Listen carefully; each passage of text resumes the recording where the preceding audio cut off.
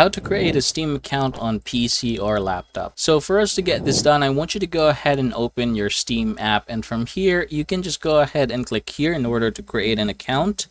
Once you're here, you're just going to go ahead and type your email address here. I'm just going to go and do this one real quick, just like so.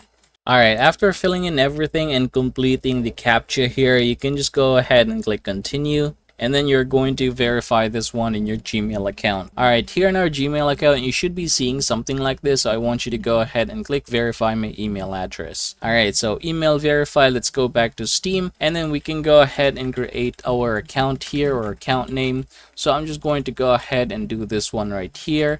And then password. Make sure that both password is exactly the same.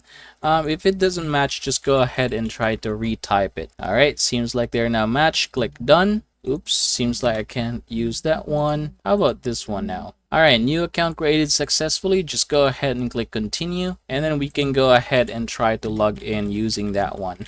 Click sign in. And yep, just like that, we have successfully created our own Steam account here in our laptop.